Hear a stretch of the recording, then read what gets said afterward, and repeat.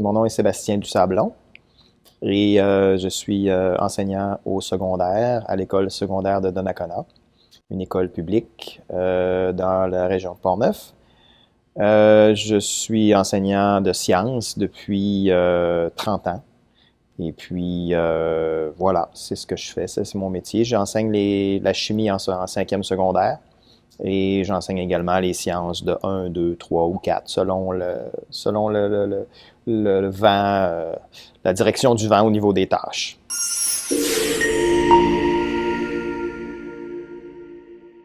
Au primaire, quel élève étiez-vous? Très attentif, très curieux, audacieux avec mes pairs, les gens qui m'entouraient. Audacieux parce que petit de taille, mais j'avais tendance à vouloir prendre ma place. C'est à peu près ça. J'étais un élève, je pense que j'étais assez sérieux aussi. Puis j'aimais l'école. J'aimais beaucoup l'école. Ma mère, c'était une enseignante, mais j'étais pas très conscient de son rôle. Elle était plus souvent qu'autre chose à la maison. Donc, pour moi, c'était pas ce qui était important. C'était pas la raison pour laquelle j'aimais l'école.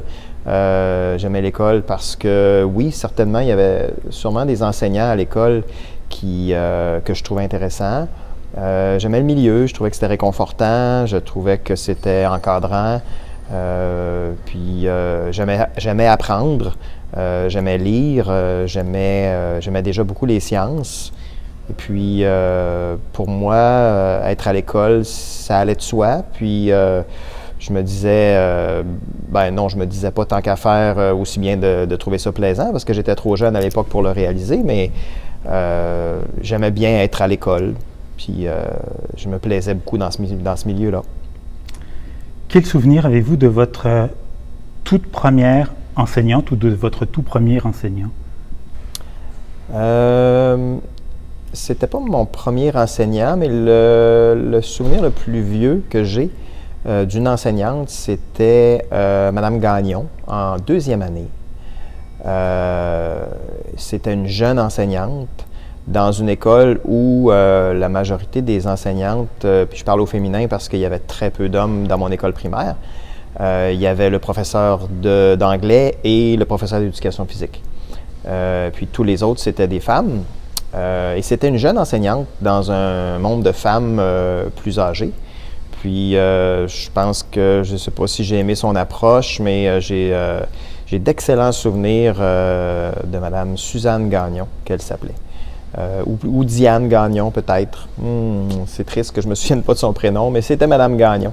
J'ai adoré cette enseignante. Puis en 2e année, ça a été pour moi une révélation d'avoir cette enseignante-là, puis de me faire motiver, puis de me donner le goût d'apprendre également. Entre le jour où vous avez fait le choix de devenir enseignant et celui où vous avez enseigné pour la première fois, qu'avez-vous découvert?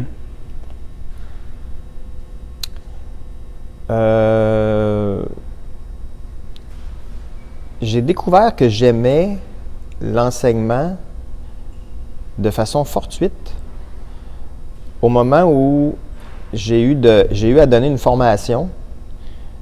J'ai eu à donner une formation parce qu'au départ, mon parcours, c'était pas de devenir enseignant. J'étudiais en biologie pour être biologiste. Puis encore une fois, de façon fortuite, en étant au travail, dans une pause, comme plusieurs de ma génération, on a fait un parcours scolaire qui était parfois morcelé avec du travail d'été ou des trucs comme ça. Dans mon travail, j'ai eu à faire à offrir une formation pour un successeur. Alors, c'était une formation qui était très manuelle, mais c'était un travail qui était quand même assez technique. J'étais sérigraphiste. Donc, en montrant la méthode de sérigraphie à mon successeur, j'ai trouvé ça extrêmement satisfaisant de constater que j'étais capable de montrer une technique et puis que la personne trouve ça plaisant. puis que la personne comprenne pourquoi elle faisait tel ou tel geste. Pour moi, ça a été un déclencheur.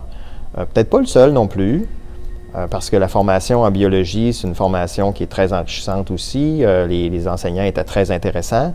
Donc, ça pouvait également donner le goût de devenir enseignant. Mais cet événement-là, je me souviens très bien, ça m'avait vraiment donné le goût de dire « Ah, je suis bon là-dedans ».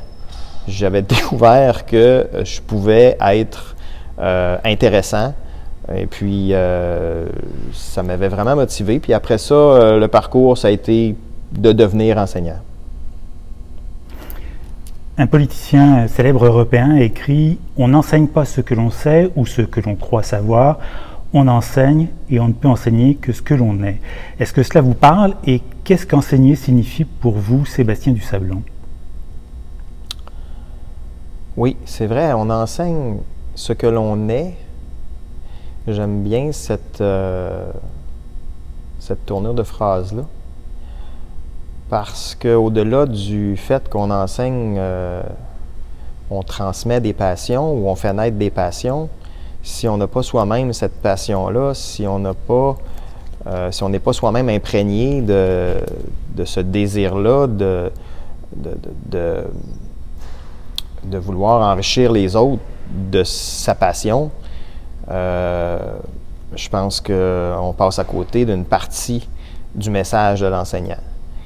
C'est-à-dire que, comme personne, on a un bagage, puis nécessairement, on traîne ce bagage-là et on fait profiter positivement ou négativement, parce que le bagage est nécessairement pas toujours positif, mais on ne peut pas faire autrement qu'être ce qu'on est quand on enseigne.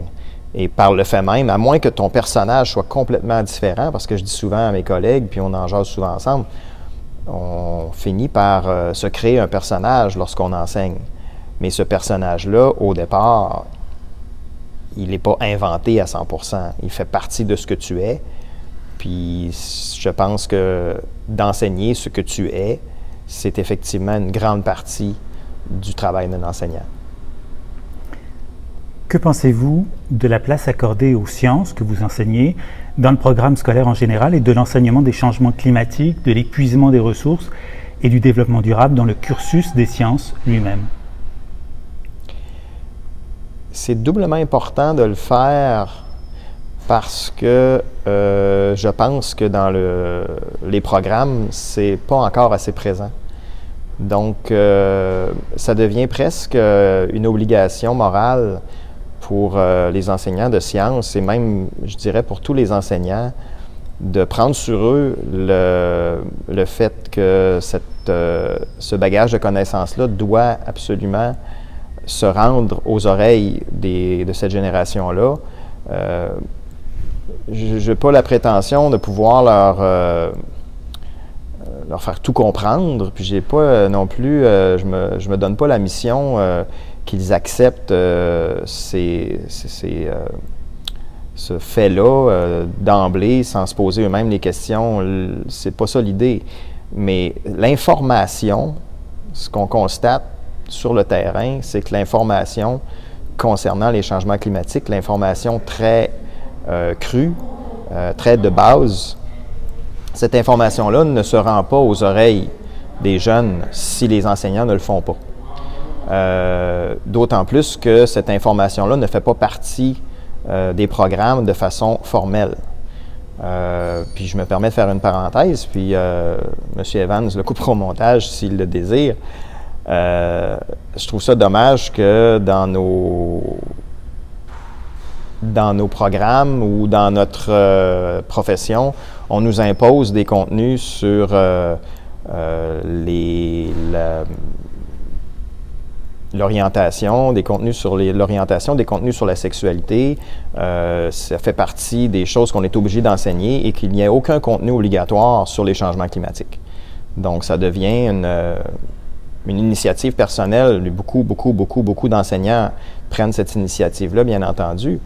Mais je pense qu'il est grand temps que ça devienne ça fasse partie de façon intégrale de tous nos programmes et dans pratiquement toutes les matières, parce que il ne s'agit pas d'inonder les jeunes d'informations, il ne s'agit pas de leur faire peur non plus, mais à tout le moins qu'ils soient au courant des vrais enjeux et de savoir, de connaître l'état des choses présentement de façon la plus lucide possible, de la façon la plus exacte possible. On doit leur faire connaître les faits. L'idée, c'est pas de leur faire prendre position ou de leur imposer notre façon de penser ou notre vision. L'idée, c'est de leur donner le plus d'informations possible sur les faits, de rester factuels pour qu'ils développent leur esprit critique puis ils puissent eux-mêmes en arriver à leurs propres conclusions. Sentez-vous chez vos élèves une volonté d'engagement ou au contraire un sentiment d'abandon, voire de fatalisme? Il y a de tout. Il y a de tout. Je ne peux pas faire de généralisation. Dans mon milieu, c'est un milieu qui est très hétérogène. C'est un milieu qui est socialement, financièrement, pas nécessairement favorisé. Il y a vraiment de tout. Il y a des gens qui sont fatalistes. Il y a des gens qui ne veulent pas savoir, qui t'écoutent pas, que lorsque tu leur parles de changement climatique ou d'environnement. Il y a des gens qui veulent en savoir plus. Il y a des gens qui sont révoltés de l'apprendre parce que j'ai eu des élèves qui n'étaient pas au courant de l'existence même de la crise climatique, pas plus tard que la semaine dernière. Puis ils étaient révoltés d'apprendre ça. Donc ça prouve à quel point si on ne fait pas ce travail-là, le milieu familial ne le fait pas, puis le milieu informationnel, la bulle d'information dans laquelle ces jeunes-là évoluent ne fait pas son travail non plus. Ils sont dans leur bulle de réseaux sociaux, puis ils n'ont pas cette information-là si nous, on ne la leur fournit pas. Donc, j'ai vraiment tout comme réaction. J'ai des jeunes qui sont anxieux, j'ai des jeunes qui sont dans l'action, qui veulent faire partie de la solution. J'ai des jeunes qui veulent manifester, j'ai des jeunes qui sont dans le déni complètement. Puis, j'ai des jeunes aussi qui sont élevés par leurs parents et donc ils ont l'avis, l'opinion de leurs parents, soit pour ou contre ou en faveur de l'action ou de l'inaction. On voit vraiment qu'ils sont teintés de leur milieu familial. Outre l'omniprésence des nouvelles technologies, la démultiplication des canaux de communication et donc des outils d'apprentissage, outre l'ingérence de l'intelligence artificielle, qu'est-ce qui a fondamentalement changé dans la profession d'enseignant, Sébastien Dusablon?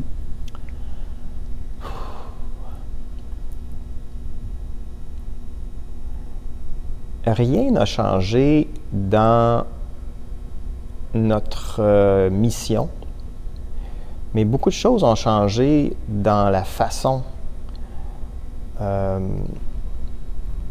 la réception de l'entourage, des élèves, des parents. Je pense que comme individu, c'est sûr que j'ai dû évoluer dans les 30 dernières années, mais la façon de faire reste la même. La façon de faire reste la même. On allume des passions. J'aime pas ça dire on transmet des passions parce que ça suppose qu'on doit l'imposer d'une certaine façon. Moi, je préfère dire qu'on allume les jeunes.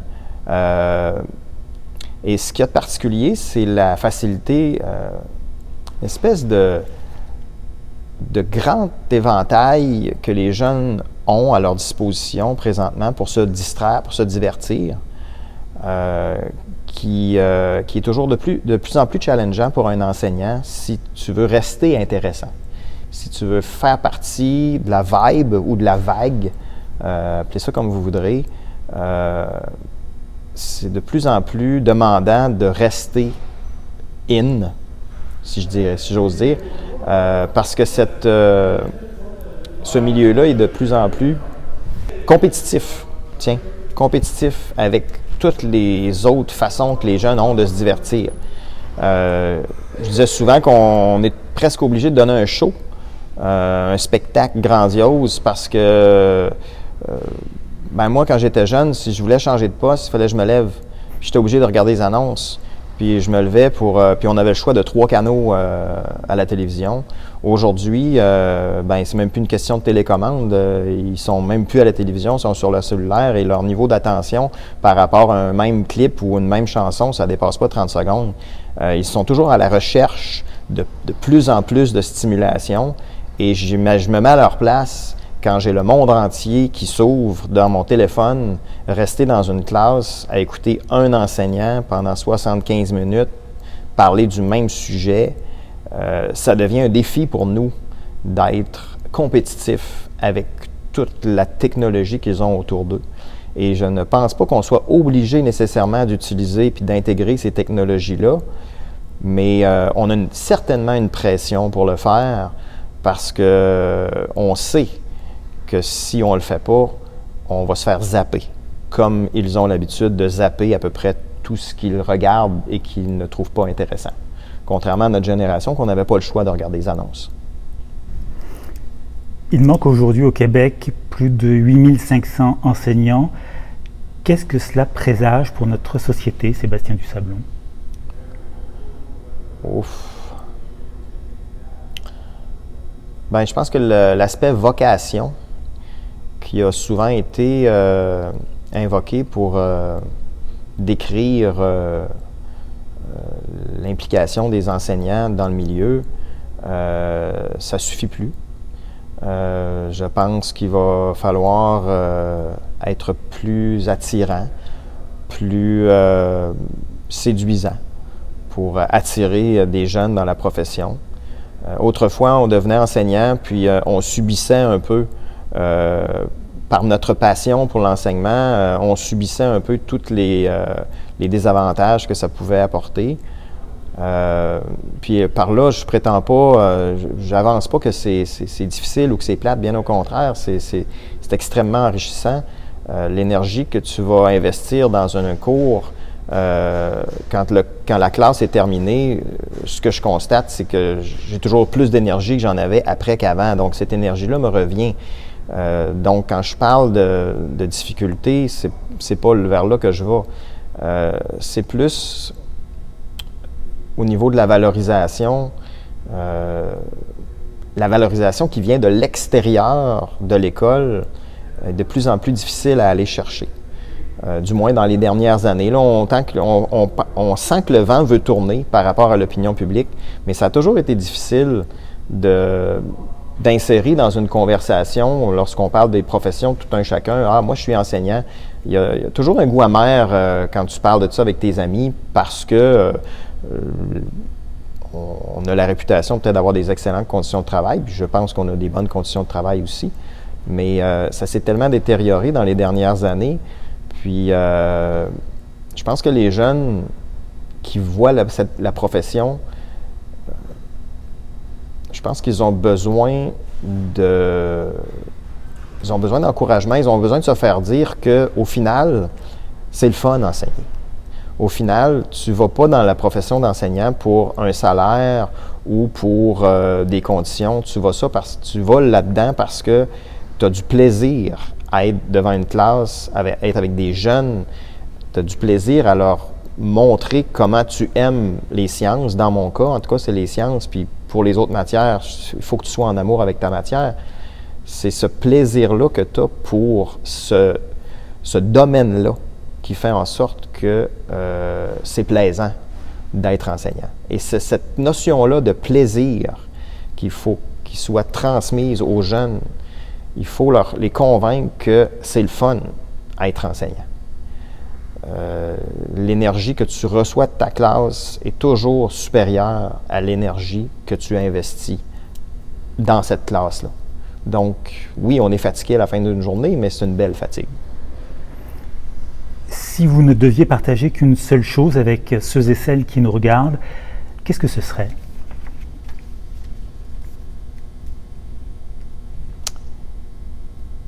Il y a des jours où je me pince après un cours et je me dis « Merde, t'es payé pour faire ça, t'es-tu conscient? » Ça vous dit à quel point ça peut être enrichissant de faire ce travail-là.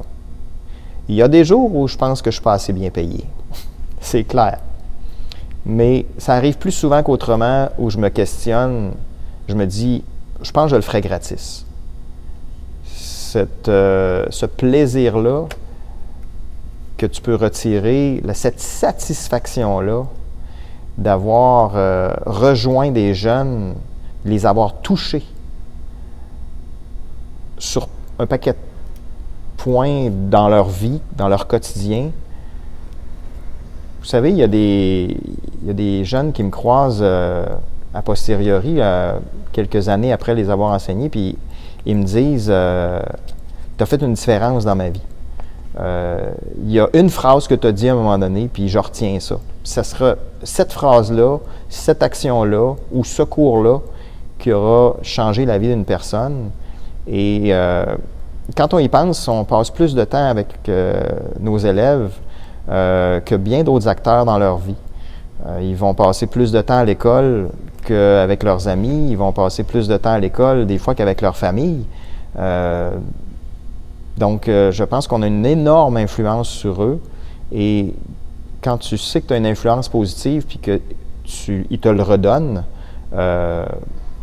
en commentaire, c'est la plus belle récompense, le plus beau cadeau que les élèves, que la vie peut te faire aussi. Donc, ce que j'ai à dire, c'est que c'est passionnant. Puis, que si c'était à refaire, je referais exactement la même chose. Sébastien Dusablon, professeur de sciences à l'école de Donnacona. Merci pour cet entretien et bonne journée internationale des enseignants et enseignantes. Ça m'a fait un immense plaisir de partager ça avec vous aujourd'hui. Merci, M. Evans.